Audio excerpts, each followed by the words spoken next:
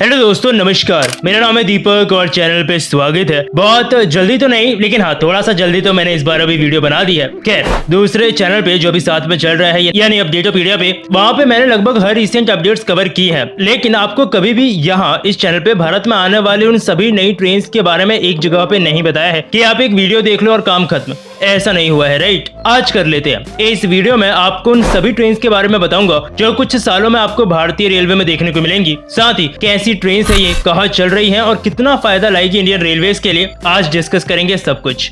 Hello दोस्तों, मेरा नाम है दीपक, आप देख रहे हैं इट्स इनक्रेडिबल फॉर यू। तो आइए शुरू करते हैं।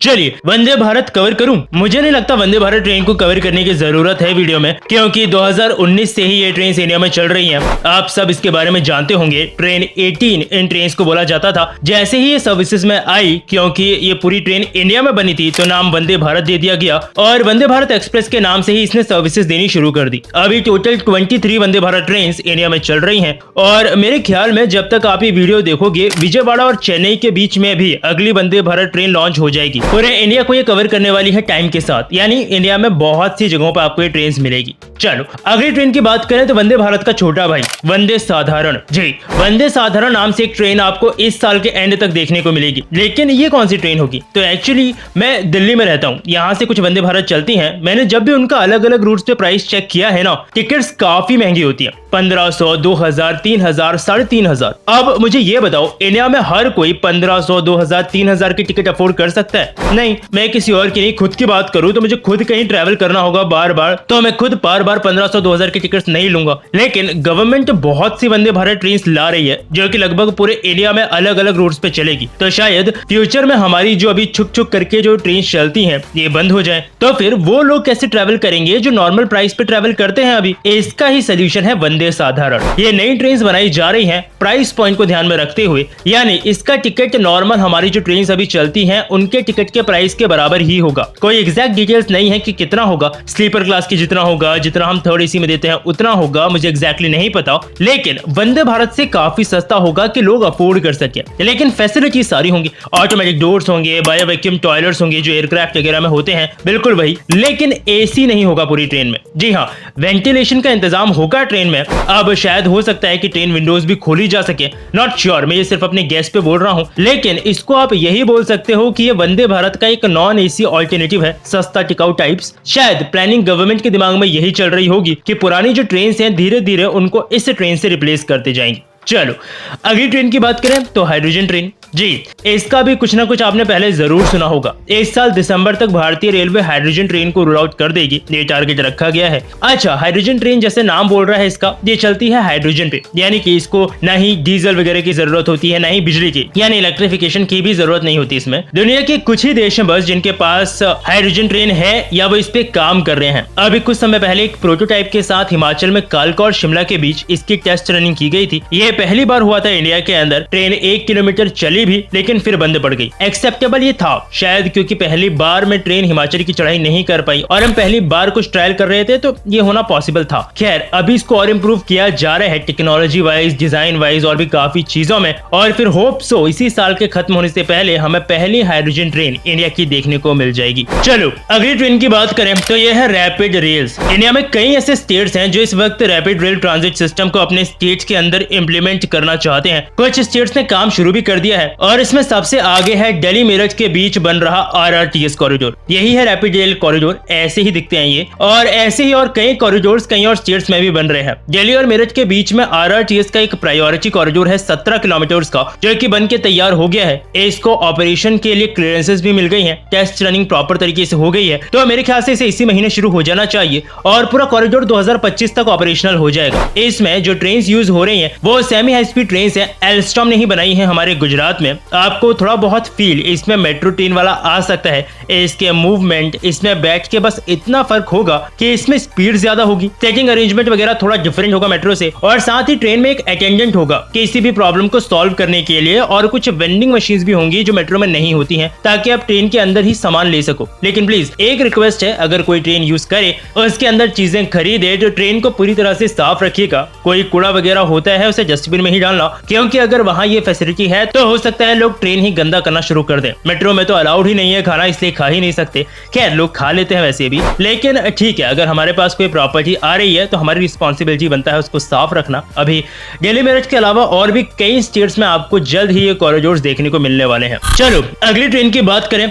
वंदे मेट्रो। अच्छा, ये ट्रेन्स ना दो मेन सिटीज को आपस में कनेक्ट करने के लिए यूज होंगी। यानी जैसे दिल्ली के पास नोएडा, ग्रेटर नोएडा, गुरुग्राम के एरिया है, सिमिलरली मुंबई के पास में पुणे, थाने वगैरह है, तो हर दिन बहुत से लोग इन बाहरी सिटीज से मेन सिटी में या दिल्ली मुंबई से बाहरी सिटीज में, गुरुग्राम में, नोएडा में ऐसे ट्रेवल करते हैं काम के लिए। तो एक सेमी हाई स्पीड ट्रेन जो इनको इन रूट्स पे ट्रेवल करवाएगी वो होगी वंदे मेट्रो। अच्छा, अभी इसमें और जो मैंने ऊपर आरआरटीएस बताया, इसमें फर्क क्या होगा? फिर आरआरटीएस भी तो दिल्ली और मेरठ को आपस में जोड़ रही है। देखो फर्क ये होगा कि आरआरटीएस पूरा एक नया कॉन्सेप्ट है, तो एक पूरा कॉरिडोर बनाया जा रहा है उसके लिए। सिग्नलिंग सिस्टम, स्टेशन, ब्रिजेस, सब कुछ नया बनाया गया है। वंदे मेट्रो के केस में ऐसा नहीं होगा। वंदे मेट्रो हमारी ऑलरेडी एग्जिस्टिंग इंडियन रेलवेज के ट्रैक्स को यूज करेगी। इसका मतलब ट्रेन भले ही नहीं होंगी, अलग से कोई कॉरिडोर्स नहीं बनाएंगे हम, जो ऑलरेडी एग्जिस्टिंग रूट है उसमें ही ये ट्रेन चलाएंगे। अब हो सकता है इसका कुछ नुकसान भी हो, जैसे ये सेमी हाई स्पीड ट्रेन तो है ठीक है, लेकिन एक वंदे मेट्रो के आगे अगर कोई छुक छुक करके स्लो ट्रेन चल रही हो, वंदे मेट्रो पे उसका इफेक्ट आएगा।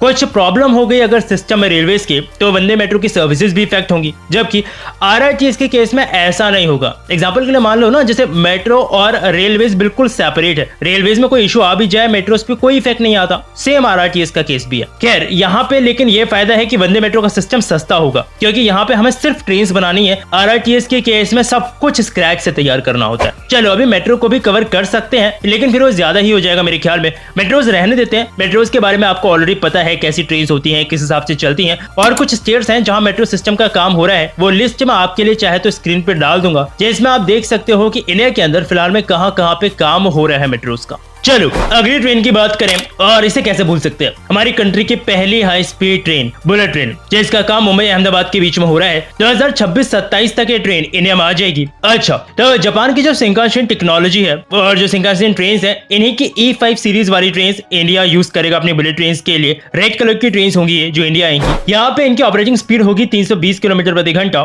इस प्रोजेक्ट का काम थोड़ा सा लेट जरूर हुआ है। स्टार्टिंग में इनिशियली जो सोचा गया था उस हिसाब से अगर काम खत्म होता तो इस वक्त आपको भारत की पहली बुलेट ट्रेन के ट्रायल्स होते हुए दिखने चाहिए थे इंडिया के अंदर। 2023 का ही टारगेट रखा गया था इनिशियली इसे कंप्लीट करने का, लेकिन ऐसा हुआ नहीं। खैर मुंबई अहमदाबाद के अलावा भी कई ऐसे रूट्स हैं जहां बुलेट ट्रेन के प्रोजेक्ट पे काम होने लगा है, और भारत का सपना साकार होता हुआ जल्द दिखेगा आपको। कुछ समय बाद इंडिया की पहली बुलेट ट्रेन इंडिया आने वाली है। चलो अगली ट्रेन के बारे में बताता हूँ। ये काफी श्योरिटी नहीं है मेरे को कि ये ट्रेन आएगी या नहीं, क्योंकि हुआ क्या था कि भारत फोर्ज और टेल्गो ने एक ज्वाइंट वेंचर बनाया था ताकि इंडिया में हाई स्पीड ट्रेन की मैन्युफैक्चरिंग की जा सके। वही टेल्गो जिसको एक बार इंडिया में लाने के लिए टेल्गो के ट्रायल्स रन भी इंडिया में कराए गए थे, और टेल्गो के पास 75 साल से भी ज्यादा का एक्सपीरियंस है ट्रेन को डिजाइन, मैन्युफैक्चरिंग और मेंटेन करने का। लेकिन क्या इसका मतलब ये कि इंडिया में टेल्गो आ सकती है? शायद नहीं, शायद हाँ, कुछ कह नहीं सकते, क्योंकि हमारे पास अब वंदे भारत आ गई है पहली चीज। तो क्या कोई और ट्रेन आ सकती हैं? एल्यूमिनियम बॉडी ट्रेन ये लोग इस ज्वाइंट वेंचर पे बना सकते हैं। टेल्गो के बारे में मैंने इसलिए बता दिया ताकि कोई कंफ्यूजन ना हो। टेल्गो को पिछली बार इंडिया में रिजेक्ट कर दिया गया था, तो इसके कुछ कारण थे। जैसे टेल्गो की हाइट हमारी ट्रेन के मुकाबले काफी कम थी, जिस वजह से वो प्रॉपरली इंडियन ट्रेन स्टेशन के प्लेटफॉर्म पे सेट नहीं हो पाती थी, या तो उसके लिए प्रॉपरली नए प्लेटफॉर्म्स बनाने पड़ते, या फिर टेल्गो में जो है वो चेंजेस करने पड़ते। इसकी सीटिंग कैपेसिटी भी इंडियंस के हिसाब से काफी कम थी।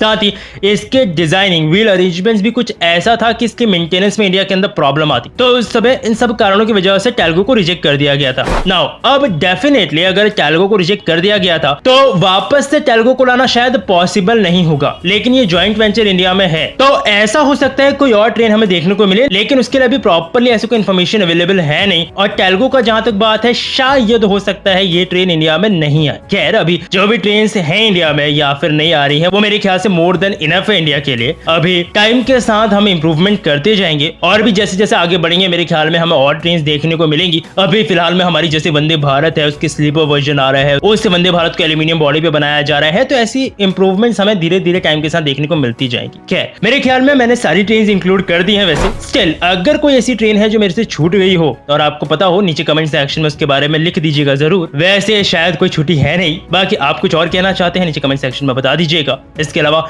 मिलूंगा आपसे फिर से किसी एक नई वीडियो में किसी एक नई इंटरेस्टिंग टॉपिक के साथ। तब तक के लिए अलविदा।